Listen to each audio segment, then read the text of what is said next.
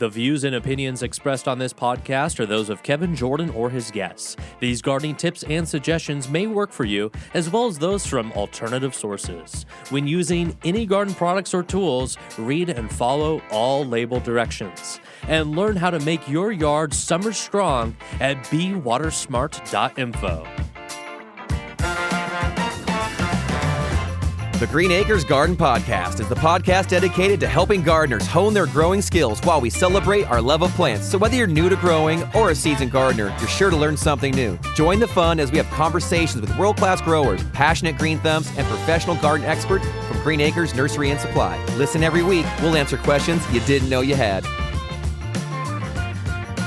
And away we grow. Welcome, everybody. So glad you can make it. Thanks for tuning in. Welcome, everyone, to the show. This is the Green Acres Garden Podcast. My name's Kevin Jordan, the Garden Dude. Happy to be here back in studio. It is summertime, baby. I cannot wait for today's episode. We're going to have a lot of fun. But before we get started, let's check in with the ace of audio himself, the hardest working guy in show business. Austin, how's it going there, Blink? Hello, Kevin, and welcome back to all of our listeners. It is a glorious time. Do you know why, Kevin? It's because I know why. I'm out for summer break. Congrats. And I know you are too. Absolutely. Thank you. Cheers. Are you excited for the summer now? I mean, this is like you, man. I am titillated for the prospects of what summer can bring, both in the garden and in life. I'm fired up. Actually, I was going to say, so we have twins at home. Yep. Last night, they slept for the first time all the way through the night. Way. So I'm functioning off of like a full night of sleep. Yes. Dude, I'm floating over here in my chair, feeling pretty good. Those days don't come very often, do they? No, one time. That's the first day in the last few months. So it feels really,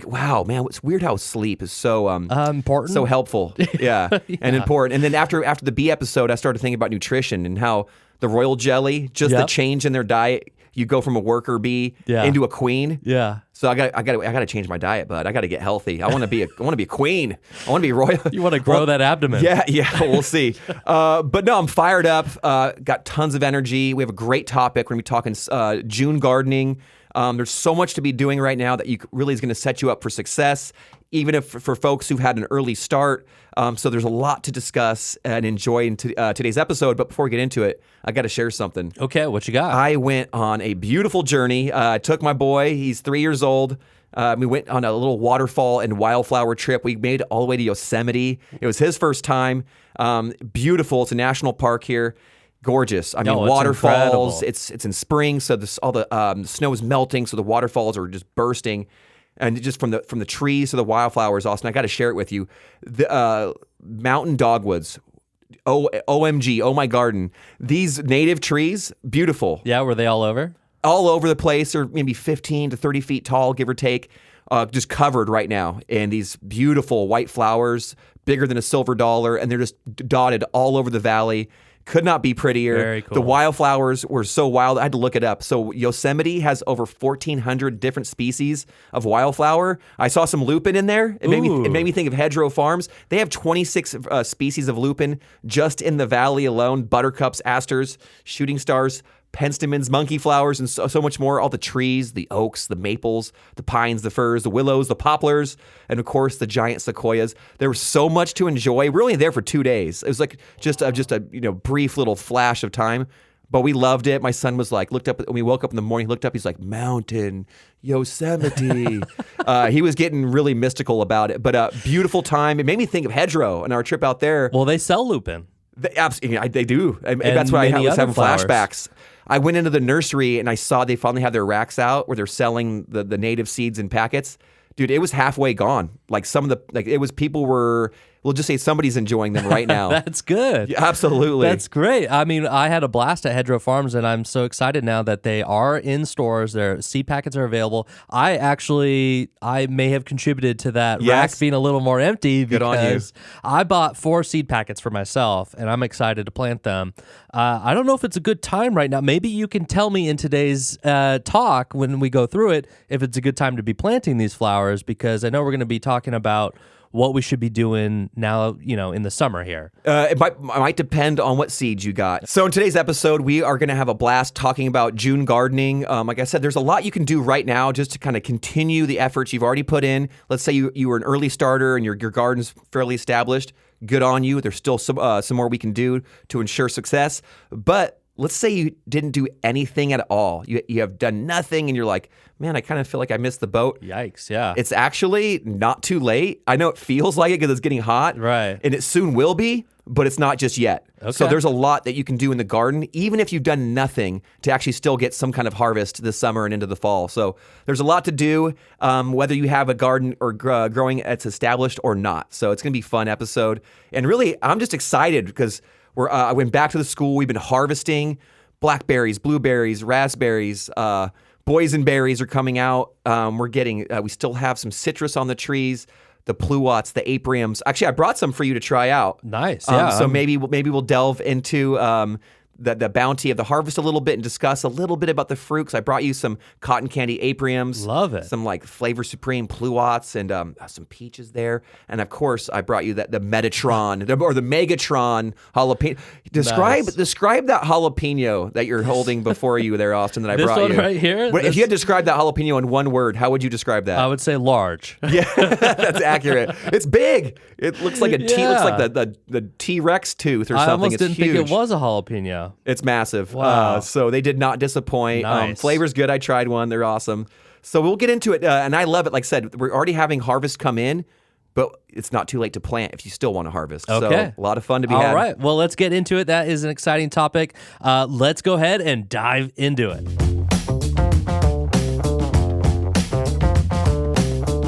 All right, Kevin. So let's say, I assume most people listening do have already established gardens. They've, kind of done a lot of the start work, and maybe now, I don't know. It seems like it's getting warm. We're having days over 100 degrees. We might be tempted to kind of let it go on auto and maybe step away from the garden.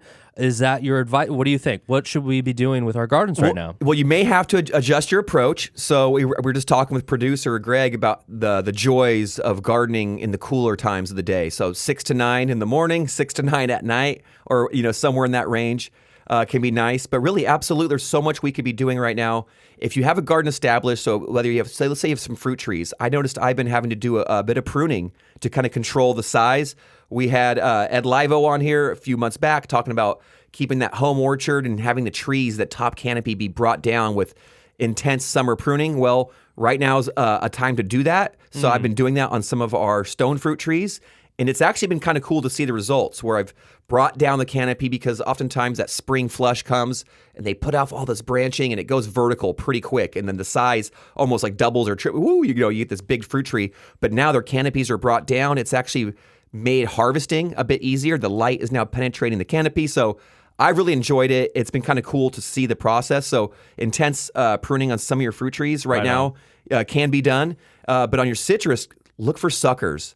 So all this good, this big growth, a lot of this spring flush that we get. We talked about it with our buddy there from Four Winds, and they do this huge amount of growth in the spring. They also like to pop out sucker growth. So that's all the growth coming below the graft that is going to compete with all the rest of your tree. Cut those out on your lemon trees, your lime trees, oranges. You see that quite a bit on your citrus. So look for those as well. And it might be a good time to start deadheading. So okay. I planted some roses. So I've actually been deadheading, but I've also, right after I deadhead, I've been realizing, they've been producing a lot of blossom. So I've been kind of adding some nutrition back to my roses, back to my fruit trees as well. They've kind of been finishing up. So I want to make sure that they have got enough nutrition to kind of continue on this summer. And a lot of that I can even do in small amounts. So it's adding compost, it's adding the worm castings, it's adding organic fertilizers that are slow release and not too intense. So I've been doing a little bit of that. But the one thing that I would recommend for all people, especially if you have an established garden, Austin, right now, and they've probably already been doing this just out of necessity, is just water. Yes, you're reading my mind.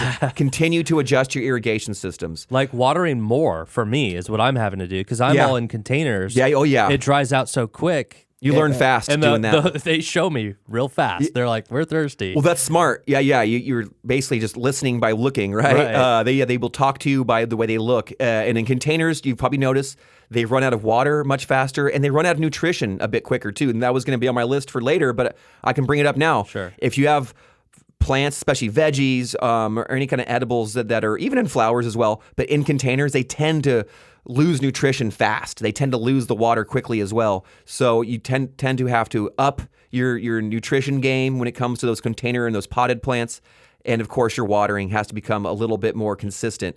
So whatever that, and it's going to be different for every person in every pot. So to say, oh, how much do I need to water? Enough. You have to water enough to keep your plants happy. What they need. And that might be keeping your plants consistently moist. It really depends on the plant, but some plants you're going to notice in the summer heat, they do not want to stay dry for too long. Okay, but your original point was for plants not in containers, right? So no matter what, everything needs a little adjusting, right? Absolutely. So the irrigation is such a big thing right now. So I was going to mention in my intro, I almost forgot. So the last day of school, Austin, I go in there, I'm like beaming, I'm like, woo, all stoked. Last day, I get an email. What happened? Email's like, hey, we're shutting off. We have some maintenance going on. They're putting in a new fresh blacktop around the school. This happened to you last time. Very similar. It's always something, which is that's the way it goes. Okay. That's how it is. But then you get a last minute note. You're like, okay, and they're like, we're gonna turn your water off from Wednesday to Monday, and this is during this last heat wave where we had 103, 100 and whatever. And so some plants, like our fruit trees, are in the ground, so I can prepare for that. We have veggies; they're a little bit bigger, they're a little more, they're starting to get established, but that's something I can prepare for. But I have like interesting landscapes where things are in containers, small containers, like our strawberry garden, where they have to get watered several times a day. So do you have to hand water? So I couldn't water at all from Wednesday, and so it was like a big thing. So irrigation this time of year. Long story short, I made it all work. I covered some with shade cloth. Okay. I brought into the greenhouse and just hand watered. But even my watering system in the greenhouse had to be shut off. But I put them in the shade in the greenhouse. So that kind of I made do. Went right back in on Monday and made sure everything was taken care of, and got it all figured out. Strawberry plants are happy. Some of them looked a little stressed. If I could, we could hook up like a really long hose from my water.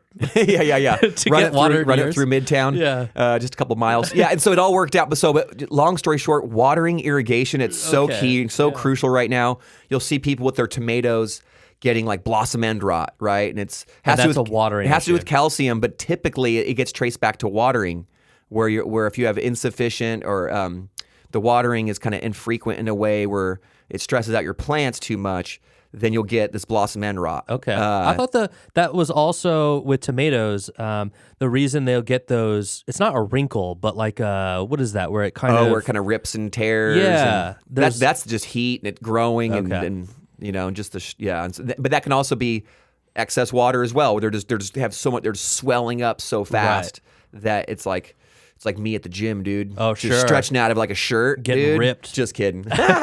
Just kidding. But so watering, irrigation, it's a fun thing to play with. Hopefully you have a system in. But even if one's in, you can always manipulate it. You can add micro sprays, additional drip lines. I love putting little micro valves in all my lines. So if I have to area it off, or and you're probably noticing now the hydro zones, or the need to maybe have them in your garden, where some areas or require more water than others, and so it's kind of fun to manipulate. But irrigation timing, it's crucial. And so I'm in the garden all the time. Kind of, did I water deep enough? Did I water long enough? We use a drip for our orchard and our veggie beds.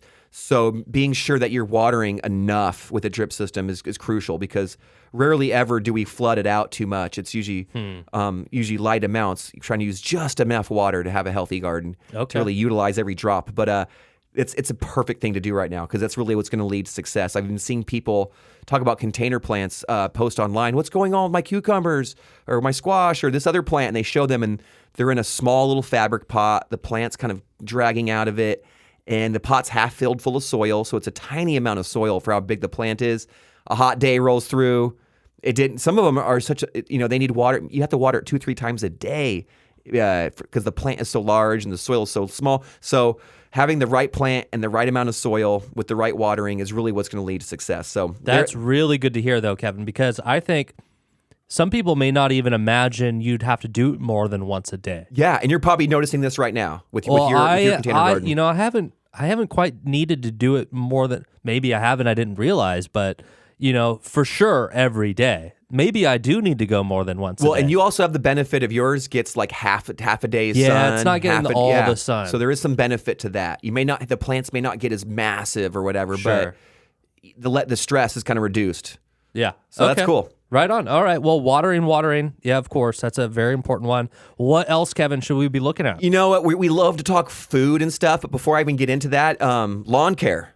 You kind of have to adjust your approach in the summer, and I've noticed this in the lawns in my neighborhood where they cut their lawn, and it really depends on the type of lawn you have too.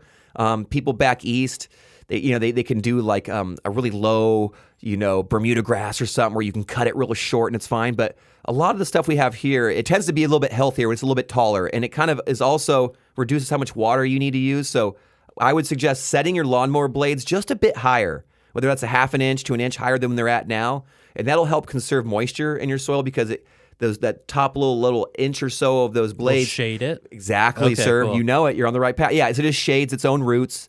So just a little less watering. They'll look pretty nice. I notice people cutting their lawns so low that even a healthy lawn looks kind of yellow because they're just cutting it down so short. It's kind of cutting your nails to the quick in a way because of the type of lawn that they have. And so letting it go a little bit taller is maybe going to be something to kind of maybe consider. Is that just for the summer months? It helps in the summer months. In the winter, I like to cut it just a little bit shorter, Okay. just kind of let a little bit more light penetrate through, and that gives you a chance to get in there and dethatch and do all that other kind of work. But just consider setting your lawnmower blade just a little bit higher. You'll be watering less, and you can mow, more frequent if you want a certain look or whatever. But what's nice about having it a little bit longer and doing it a little bit more frequently is that you want to stay within that 1/3 rule of trimming your lawn. You never want to be cutting off, like letting your lawn grow, and then whacking it down real short because you only want to be taking off about 1/3 of the top every time. And that way you get nice cleaner cuts, a greener, thicker turf. And so that's something to think about as well. So Cool. and these are all just little things, right? And so it just helps with how much water you use and the way your garden looks, or the way your lawn looks in this case. Great. So something to think about, but back to the garden. I was going to mention to you guys before we started, I'm a naughty little gardener. Yeah, I went to the nursery the other day. right now. I spent some money. What did you I had a do? gift card, so I was like, I got to spend this. Dude, I bought a couple fruit trees as a gift. So I have these dear cousins, my dear cousin and her husband. They threw a party for my son for his birthday as like a cool. gift to us. Like, hey, Right on. you don't have to worry about it. We'll throw the party, have have the family over and a couple little friends, let the kids run around and smash a piñata. And it was awesome. It was a great gift. So I showed up the other day. I had some tomato seedlings that I cloned as they were the suckers growing off some of the tomatoes in the garden. Huh. And so I didn't want these suckers growing, but they were they were fairly large. So I cut them off, put them in the cloner, got them to root, potted them up, brought those out, had like a dozen of those. They're all wild boars. So they're all like really interesting varieties for them to experiment with. So I brought those, but then I went and bought some fruit trees and some soil. Got a Double Delight get? Nectarine. Got a July Alberta Peach. Okay. Both yellow flesh. God, I think the peach is a Freestone. So good. We planted them. And so it was a fun little like yard crash in a way. Nice. Because they have a little space out there where they live, and it was just fun. And so it made me think about it's not too late. So it's right now you can plant. So You can plant now because it's pretty hot. yeah, it is. It is. Of course, try to plant in the cooler times of the day. Get whatever you plant, you want to get it watered in and make sure that you stay on that watering for that first few months. Just because this is like the most warm time of the year, or really we're getting close to it. But the plants are growing, the soil's warm. So if you give them water, you take care of them, they're going to do fine for you. The plants I got my hands on were like big. They were happy, lush. Got them planted, kind of gave them a little light pruning. And they're going to be off and running. So it'd be cool to see those. I can't wait to go back in years to come and just eat some of that fruit and be like, I did that. Nice. But there's not just that to grow. There's a lot of all the little things. So beans right now you can plant as transplants or seed. We were just talking with producer Greg. He did an onion harvest, pulled out some monster onions out of his garden. Nice. And he's just like, you know what? I'm going to throw in some compost and just pop in some corn. And guess what? It's already popped up. Corn is one of those cool things where yeah, maybe you can get your hands on some pretty darn cheap, and it's like a commodity. They Like grow from the it. supermarket. Yeah. Okay. But if you have the space in your own home garden, it's kind of fun. They're pretty to watch and grow.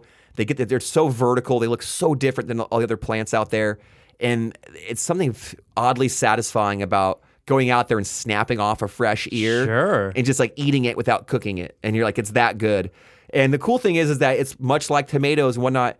It's like, yeah, you might be able to get your hands on some in the store, but you can grow all the weird, fun, freaky varieties at home, whether it's the super sweet corn hybrids or cool, weird ornamental ones for the holidays. Corn is one you can plant right now and still get a cool, pretty decent harvest in. So that's really? one. Wow. Even that's cucumbers. Cool. Cucumbers, my friend. Yeah. I've got some growing at the school right now. Some like just some nice slicing ones that you can just eat fresh. I think Market More and like Muncher or some other. I'm doing the Persian one. Ooh, that's technically not even a cucumber. Oh, really? But they're delicious. Well, and they're I like awesome. them when they're smaller like that instead of the big ones. Yeah, you're smart for that because they get all. The any cucumber, if you get thick. to it too late, it's going to be seedy, a little more developed and pithy. So getting into them young and immature, but it's not is a awesome. Cucumber. Technically, no. What? No, I think it's a melon Okay. genetically, but they're all cucurbits or something. Yeah, and so they're fun. I love them. Eggplant, you can still plant eggplant, but that's something I grew up hating until I had it like properly cooked, I think, and I was like, wait, this is cool. You just have to salt it. I've always sweat it. liked it. You cut them, put them on a tray, you cover them in salt. They start like me under the sun, pulling tomatoes. They start sweating. Then you rinse them off with water, pat them dry, and then do whatever you to get it drier. And it does something about it where it's just the texture now it's not rubbery. Liked frying, the big ones, right? Yeah. Slicing them and then battering them and frying them. Oh yeah, that's always been like a highlight. I've done that. Yeah. So they're delicious. I've kind of turned on to them, and they're just pretty. Actually, they're kind of cool. But melons right now, good sir. Yeah, I got melons on the brain, buddy, because they're just that summer is melons. It's like basil, so, melons, watermelons, like all these things. Corn. This is like corn to tomatoes. Me is for sure. Like this is summertime. Summer thing. So you can still plant watermelons, honeydews, Crenshaws. I'm growing these cantaloupes, these honey rock ones. I'm hoping it works out. They just take a bit more water. They take a bit more space. We're trying to grow ours vertically, which is its own challenge in a way. But I'm excited for it. So if you have space in your garden, melons are something that are kind of cool that you can utilize, but they really need space. If you're like, hey, I got a little corner, they sprawl out. They just really require. They have these big long vines, and it takes a lot of energy to create these massive fruits. So absolutely give them space for sure. One that we don't talk about enough, but it's pretty cool, is okra. Oh yeah. And so I don't cook a lot with it, but I know for a lot of people it has like near and dear to them. I've grown it before, and it's actually a really beautiful plant. And they're if you harvest them nice and kind of younger and smaller at the right time, they're delicious. I love it when it's like dried and dehydrated and seasoned. But that's pretty cool.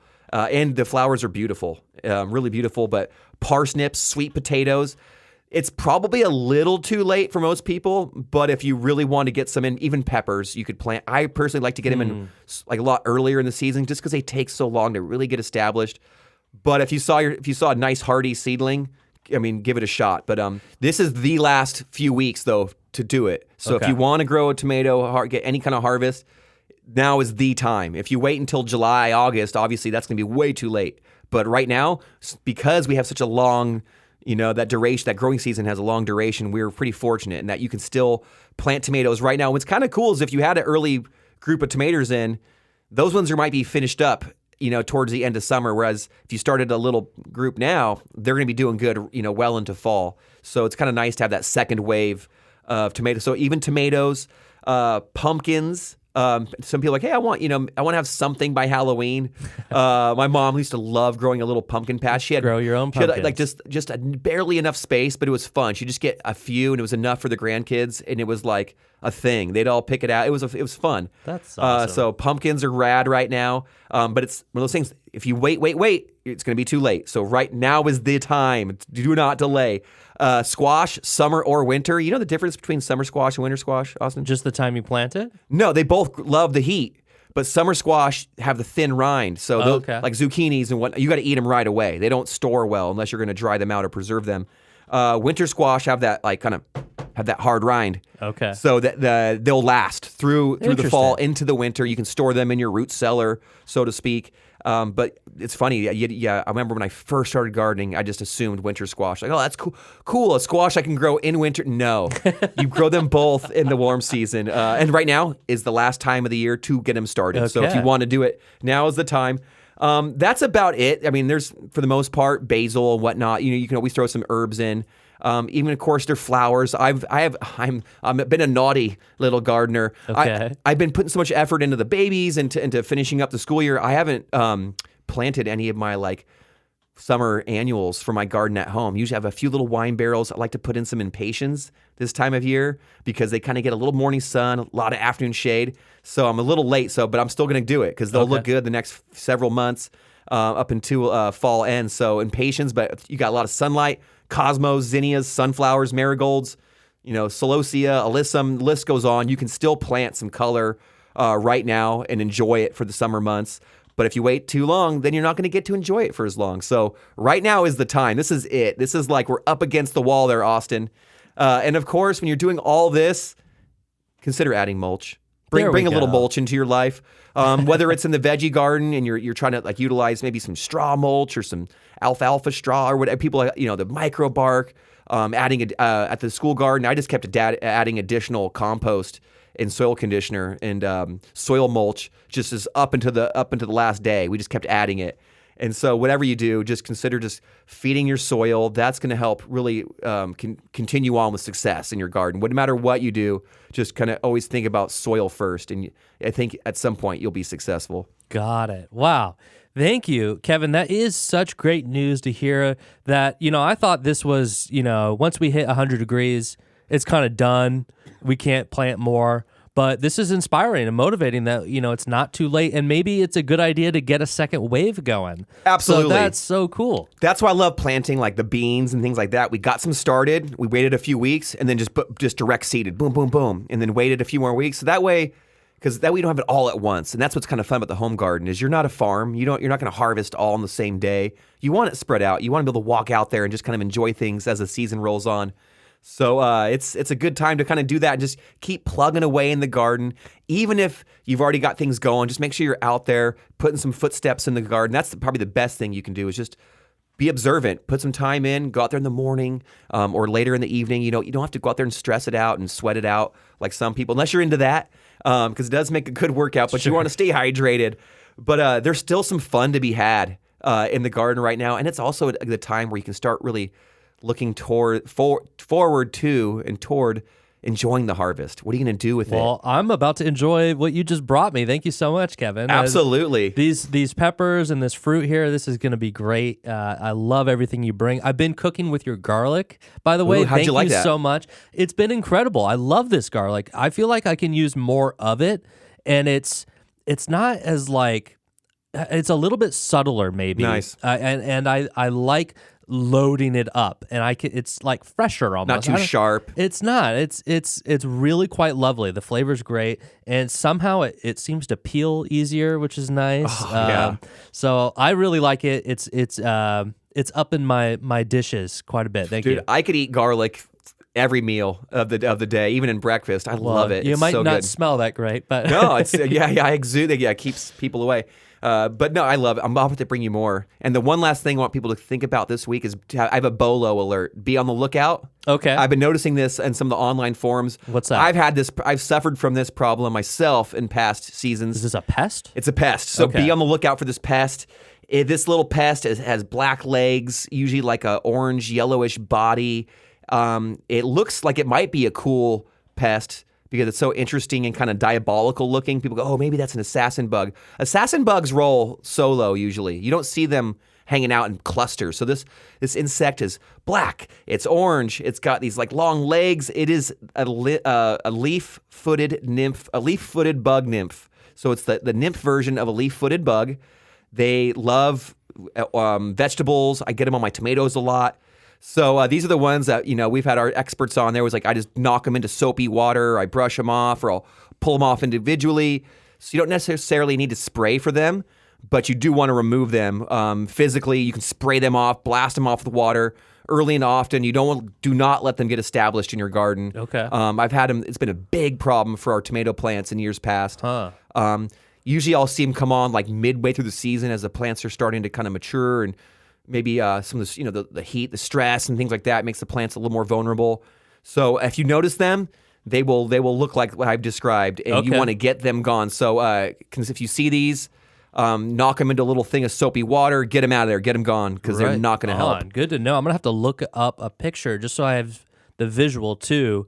And you said that was the leaf A leaf-footed bug nymph. Leaf-footed bug nymph. Okay. And they will turn into the adult forms, and either one, you don't want them.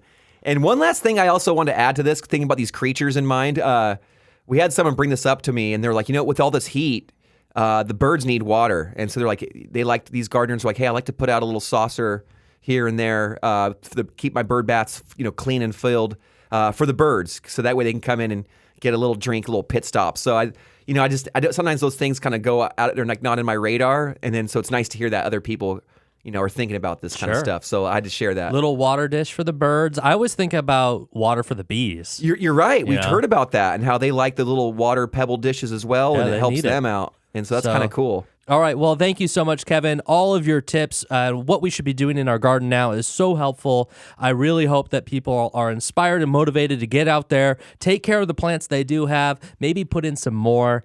So thank you so much, Kevin. Go ahead and take us out. There we go. Plant, grow, harvest, eat, repeat. That's how we're going to do it here this summer. Keep those plants fed, keep them watered, keep them healthy, and they'll do the same for you. It's been a great week, garden friends. I hope you were all having a wonderful season. I hope your gardens are off to an amazing start. Who knows what the summer will bring? And I wish you all an amazing week out in those gardens. Get out there, get any work you can get done, but hopefully enjoy yourselves a little bit. And if you can, reach out to other gardeners, see what other people are doing, bring in that harvest, and just have an amazing time. Until next time, garden friends, happy gardening to you all, and please never stop growing. All right. Who's out? So which one should I eat first? Whatever you want, dude. I brought you, So what is this? That's a cotton candy apium. Okay. I don't think I've had that before. They are very precious. They're like ripe for like 10 days out of the year.